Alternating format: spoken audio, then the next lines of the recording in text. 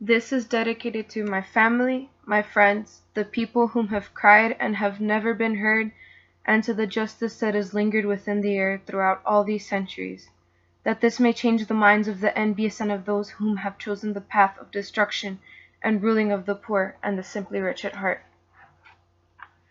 Prologue. This is a story of stories, one with many sides and many peoples, and many years of truths untold. This is the unison of the voices and the victims of this land which is called America.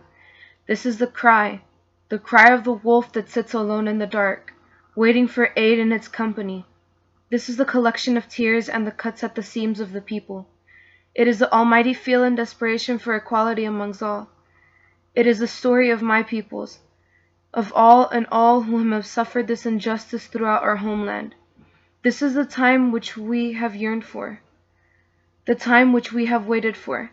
I am here today to show and tell the story. It has taken me a while to put into words and compile thoroughly, but it is finally completed. This story can be taken into many perspectives, but can only be truly taken into offense by some. This is a plea for justice to my people. This is a warning, a civilized way of asking for this violence and murderous blood to stop. It is the words and the grit of my peoples, demanding for the freedom which is deserved amongst all. None were born to die or to be classified as scum. Many are being treated differently and are all being discriminated against because of our race and color. But I assure you that just because one makes a mistake does not mean that everyone is the same. Just because one person of that race is a burglar does not mean all are. I am not trying to justify the actions of those people, but have you read their story? Have you heard their soul, their heart? No. So do not take the audacity to the ownership of judging and slaughtering their story. Their story is the same as ours, a chapter within a book, and that book is humanity. It is what has shaped all of us, what has taught us the meaning of life at times and has taught us the values of the people and meaning of ourselves. Even then, many are selfish and spit at the rigorousness of what some of us are. Yes, we are not all the same in this century, or even before have people truly shown what equality is, but this is something our society can change, something that should not be here. We are all supposed to look different, supposed to be different, supposed to feel different, not own different, or divide different. Different was meant to be a description of the characteristics that are inside of us, not outside. Smiles and tears are different, not skin. Laughter is different, not languages. All of us are being torn apart by this discrepant action and malevolent hate. As I say, fear is the key to all demise and obliteration of humanity. It is the tool to all of our despair and misery. It brings all hell loose to our home. It shows us the animal, the rage, the defiance of our being. We must learn to contain this creature and show it who it really is meant to be, nothing. We must unite and break these walls and barriers that are rapidly showing us that they are the ones who control us and that we are the ones that are going to make this change, this ultimatum into this hatred. We have leaders that have provoked this change, this despicable want for hate and for poison. Their thoughts and their desires are as good as those of a slithering snake. Their actions are as good as the poison of a rattlesnake. Their intentions and touch are as good as death. They do not care or appreciate what work is. They care for the monetary and objective material. They do not know what cultured diversity, what true life is. They live a life in vain, a life of true loneliness, a life of true death. All of the color is gone, it is vanished. They must be taught what true vibrant joy is. They may say that they know what it is and what is done here, but do they truly know what all of it is? Have they gone into the place of a woman working in the fields and pregnant from 5 in the morning till 8 at night? Have they woken in the morning at 3 and come back at home to their wife and children at 11 at night to eat with their children whom they waited for their beaten father? Have they ever been in a home that is falling and breaking down, and still withstands with the joy and the definitive meaning of love? Have they ever been through the violence and provocations of their insipid and monochromatic statements? Have they been shown the grotesque after effects of their venom? No, they have not. These beings have all had it easy. They have lived their life being given what they want with no difficulty. They have all shown to us what they feel. They have shown to us jealousy and despise towards us. They have categorized us as murderers, rapists, burglars, psychopaths, insane beings, cockroaches, pigs, rotten flesh, scum, and many other horrendous things. But have they ever been within the minds of these people? Have you ever offered a solution to the problem? Have you just thought of the easiest thing with the minds of the most powerful beings? To push them away, to enclose the poor and the small. Have you no mercy on these people? Have you? No, they do not. They find other sentences to cover the reality of it. If a person's death of their kind can be prevented and salvaged, then they do all they can. If a person of my kind is dying, they will make it seem as if the person is being rescued, when in reality they are slowly killing them with their ignorance and negligence. Me and my people are all slowly being pushed into the nether.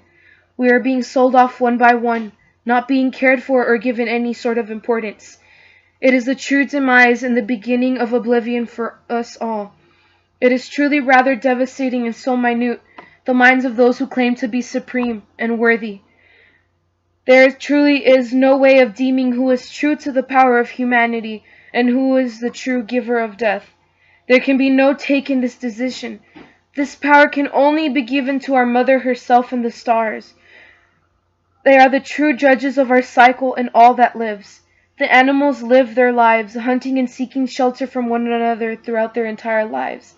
This, my friends, is the cry and the heat of freedom and justice of the overthrown race, my peoples and their stories. My philosophy. There is a power amongst us all, that has been obstructive and murderous within its venom, not letting anybody break free or even escape its treacherous fangs. These monsters lie within our own words, within our own voices, our minds, and our souls. Not everyone holds these malevolent beasts within themselves, but many are becoming infected and injured. Many are turning to these violent and untrustful ways. This is not something that has shown up from one night to the next. This has been alive for centuries and centuries. It is a disease, a famine at its greatest, that is slowly eating away the population of optimism and equality. It is consuming what is left of our own humanity in generations to come. This is the disgrace which was cursed upon us from the gods. It is what we give that is returned to us, and we are receiving it. It is killing the innocent, affecting the young, and is barricading us in different factions. We are all splitting apart in our separate ways. We are all going towards our own beliefs, customs, genders, anything and everything. This, the belief of humanity's destruction, the demise which we need to be cleansed from, is oppression. There are so many ways, so many in which we are being oppressed, being treated as an animal, actually treated as trash. Sewage, rodents, the most despicable and horrendous things walking on this planet. They see me and my people as beings who are not fit of being here, of working with others, and being alive. Many want us dead. Many want us outside of their sanctions. Many want us to disappear and never return. Oppression is a curse and a gift at the same time, but the evil lurks between the beauty and the poison between the realms. There is a certain texture, a certain feel, on the word itself. It is a word with many faces, many tears, many stories, and many people. There are many characteristics, but this word can only hold so many faces in its pocket. I believe this word, and its evil doings throughout this place which we call home, needs to be put down for perpetuity. Oppression affects me and my people. Oppression pushes us away from what we want to do. Oppression kills the dreams of the young and the old.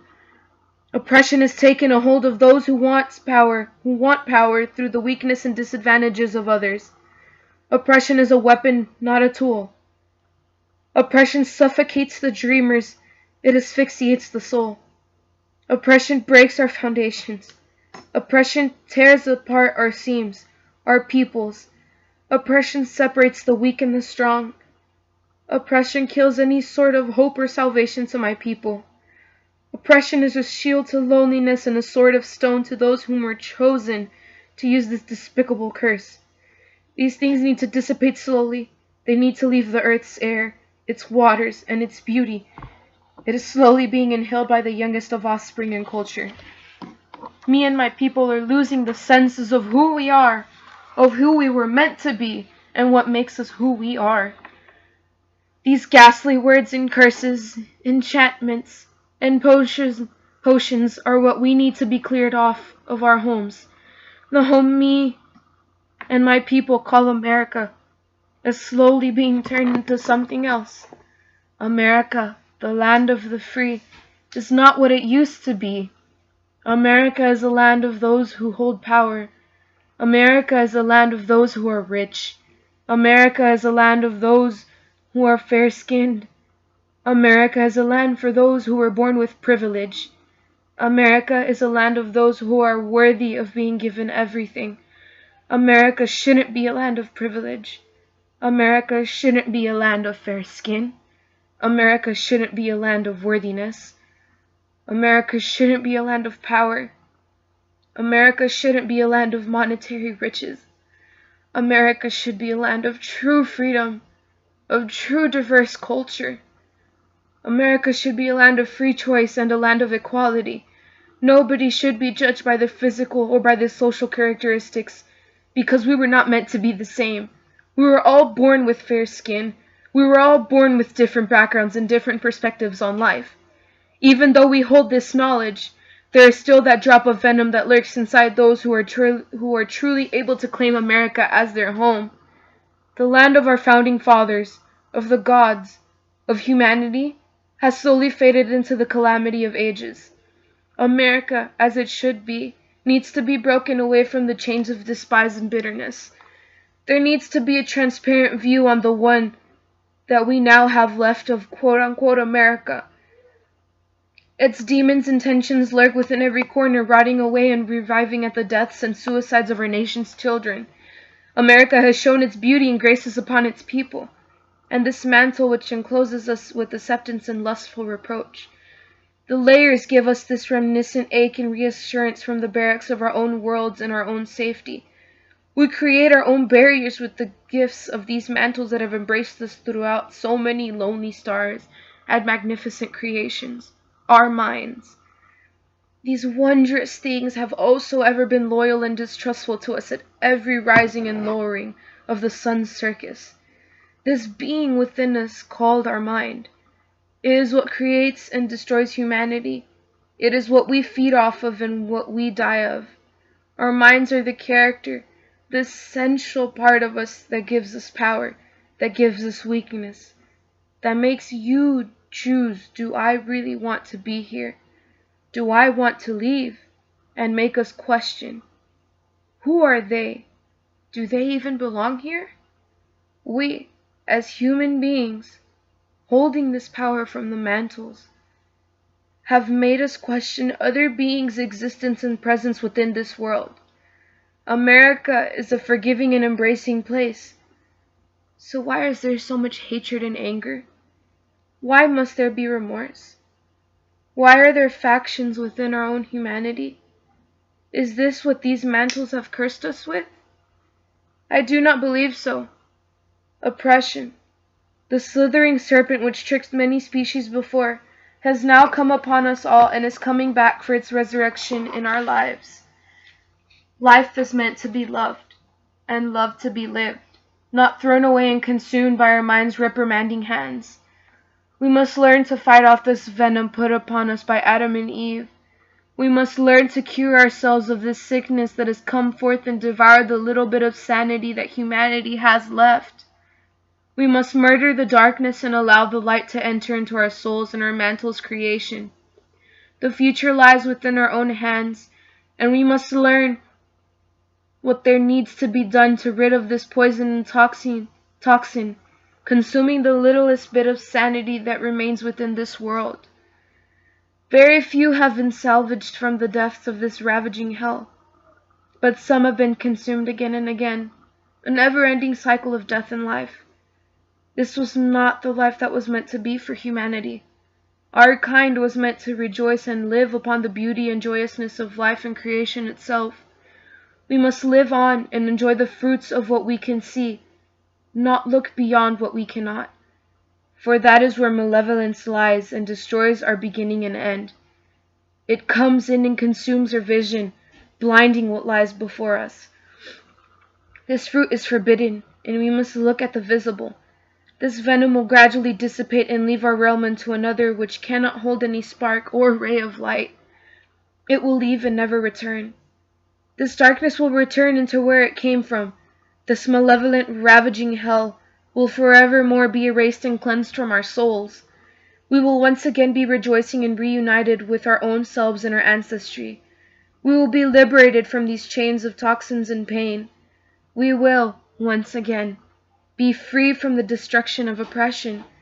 We will thrive and live the way life was meant to be. Life was meant to be loved, and love to be lived. Our lives will become crystal clear and equal. We will no longer see the differences amongst one another, and we will smile at the sight of all that lies before us. For in reality, our own minds are the clash between reason and emotion. They both have their own discrepancies and their own beliefs, as we humans do. But we must allow them to have their dessert and to have ours, and to have our own. They will soon develop to realize that you are in control and are ready to lead them in the right direction. We will all soon be complete and accomplished in this freedom we look for. Our minds will soon listen, and we must listen to what these layers and humanity has to say. As Harry Belafonte once said, you can cage the singer, but not the song. Even if this creature, this despicable and putrid being, comes and attempts to devour the thriving beauty and light of our soul and flesh, we have a weapon oppression doesn't have. It is the gift of choice. We have a weapon to defend ourselves, to defend our own lives and ourselves. Oppression is a being, not a ghost. Oppression is a war, not a thought. It is not what makes us, and it is not what will exist. Oppression will become extinct, and our lives will foretell what it will become. We are the past, the present, and the future. We are the defenders of freedom and equality, and have already made our mark. We are now only waiting for the grand finale in this bloody war. We will see, come, and conquer this devastated land, this God-forsaken land we call America, and free is from inequality. The bonds of oppression will soon be gone and erased from these lands. They will be stripped of any flesh and any soul. We will soon be free, and we will be in control.